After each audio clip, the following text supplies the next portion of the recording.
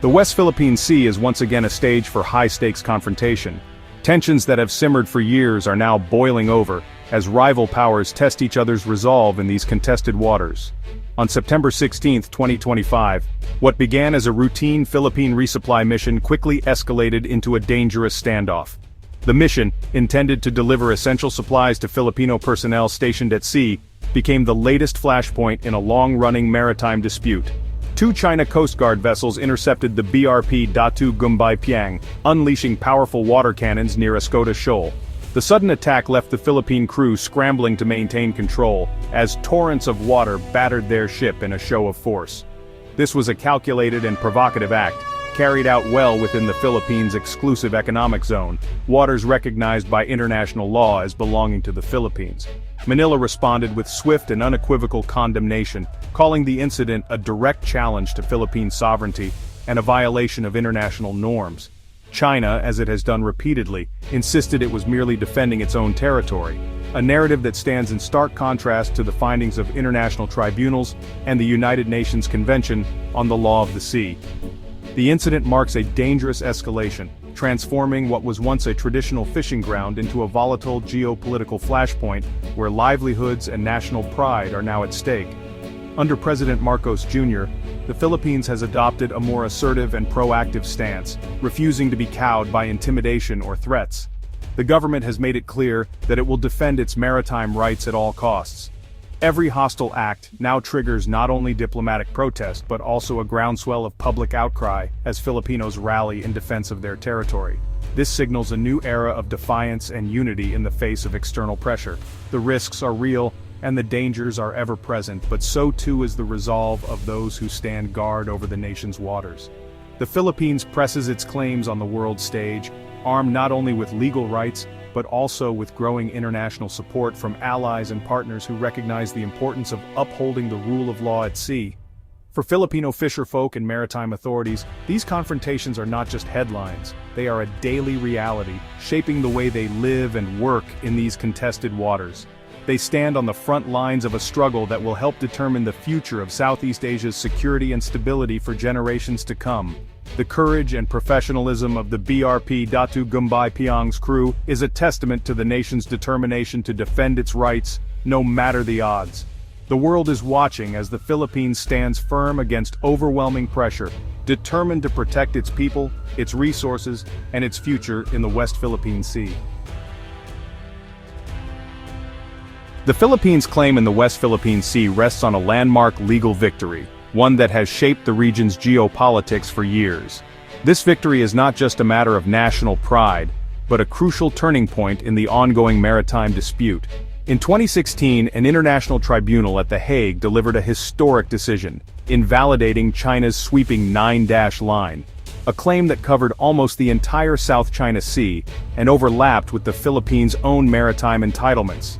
The ruling clarified that features like Escoda Shoal, long a flashpoint between Filipino and Chinese vessels, fall squarely within the Philippines' exclusive economic zone, or EEZ, granting Manila sovereign rights over fisheries and resources in these waters.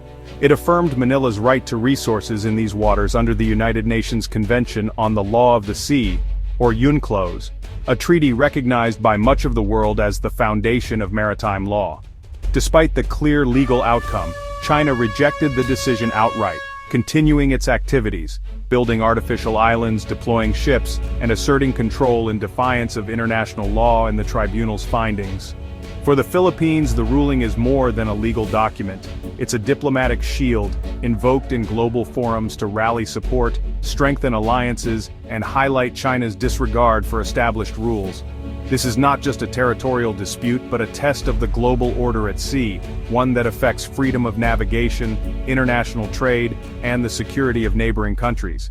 Yet, the ruling lacks enforcement power. Manila cannot force Beijing to comply, and the international community has limited tools to compel action. The dilemma is stark: legal legitimacy versus raw power, as the Philippines faces a much larger and more assertive neighbor.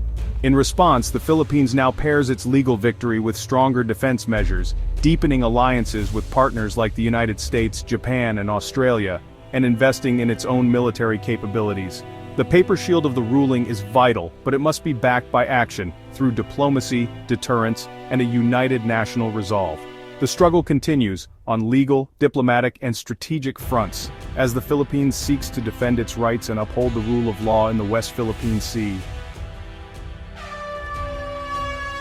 To counter China's growing assertiveness in the region, especially in the contested waters of the South China Sea, the Philippines has taken decisive steps to revitalize and strengthen its alliance with the United States, recognizing the importance of a reliable partner in maintaining regional stability.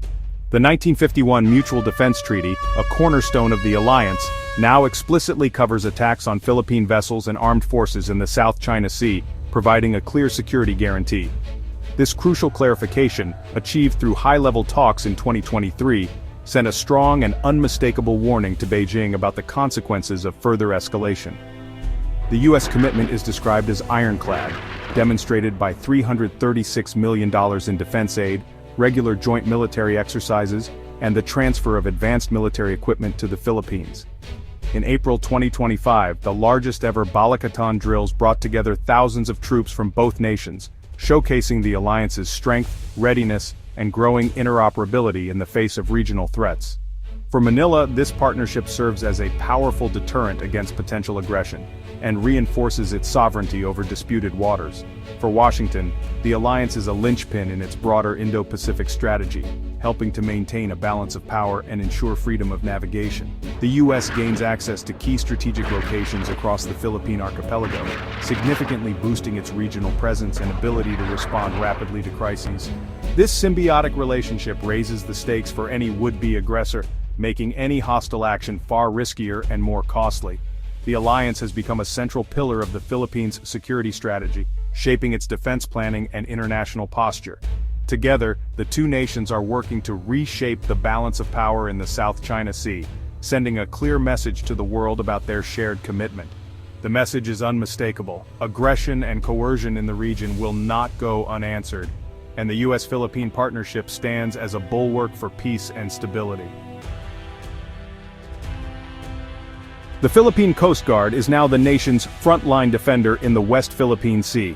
Its white-hulled ships challenge Chinese vessels daily, asserting sovereignty without escalating to open conflict. Modernization is underway: new patrol vessels, intensive training, and international support, especially from Japan and the U.S. These upgrades allow longer, more persistent patrols in contested waters. The Coast Guard's transparency strategy, embedding journalists and publicizing confrontations, shines a global spotlight on Chinese aggression. American lawmakers recognize the Coast Guard's role as a counter to China's gray zone tactics. Crews face daily harassment but continue their mission with professionalism and resolve. The goal: a credible maritime force to protect Filipino rights and resources. The Coast Guard's transformation is central to the nation's defense. In the West Philippine Sea, they are the tip of the spear. Diplomacy with China remains a tightrope walk for the Philippines. President Marcos Jr. keeps communication open, aiming to manage tensions without yielding on sovereignty. Despite repeated dialogues and protests, China's behavior at sea remains unchanged.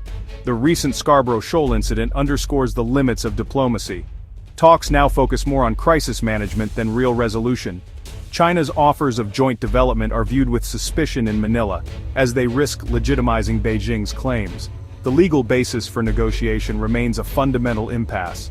Still, diplomacy is essential. It provides an off-ramp and shows Manila's commitment to peaceful solutions. But dialogue alone is not enough. Credible deterrence and alliances are now equally vital. The Philippines is learning that words must be matched by strength. The battle for the West Philippine Sea extends to the digital realm. In April 2025, Google Maps began labeling the West Philippine Sea within the Philippines' EEZ, a symbolic but powerful win. Philippine leaders hailed the move as global validation of their claims. China quickly objected, insisting on the South China Sea label to reinforce its narrative. Naming is political. Each term asserts a different claim. This digital victory strengthens the Philippines' narrative at home and abroad. In the information age, even map labels are a front in the sovereignty struggle. The Philippines is winning hearts and minds, one pixel at a time. Despite legal wins and alliances, China's presence in the West Philippine Sea remains overwhelming. Chinese Coast Guard and maritime militia vessels swarm Philippine waters, asserting control by sheer numbers. Temporary reductions in ship counts are due to weather, not policy shifts. China's strategy is relentless: avoid open conflict but establish de facto control. Moves like declaring Escoda Shoal a nature reserve are thinly veiled jurisdiction grabs. Constant patrols wear down Philippine resistance and normalize China's dominance. The pressure strains Manila's resources and tests its resolve. Every resupply mission and patrol is a high-stakes standoff. China plays the long game, betting that time and attrition will win out. The Philippines faces a formidable, persistent adversary. Even as the US-Philippines alliance grows, new threats emerge from Washington. In September 2025, US lawmakers warned that proposed budget cuts could undermine support for Manila. Aid for the Philippine Coast Guard is vital for countering China's aggression. Cuts would weaken Philippine defenses and send troubling signals to allies and adversaries alike. The episode highlights the fragility of relying on external support. Manila knows it must build self-reliance, accelerating defense spending and diversifying partnerships. The ultimate guarantee of sovereignty must come from within. Allies are force multipliers, but national strength is the foundation. The Philippines stands at a crossroads, its future tied to the sea. Recent confrontations, legal battles, and alliances reveal a nation under pressure but unbowed. The 2016 arbitral ruling, US partnership, and a modernized Coast Guard form the pillars of its defense. Assertive, principled resistance defines Manila's strategy. China's overwhelming presence and gray zone tactics test Philippine endurance daily. Support from allies is crucial, but not guaranteed.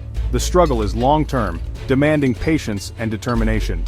Defending the West Philippine Sea is about national identity, livelihoods, and justice.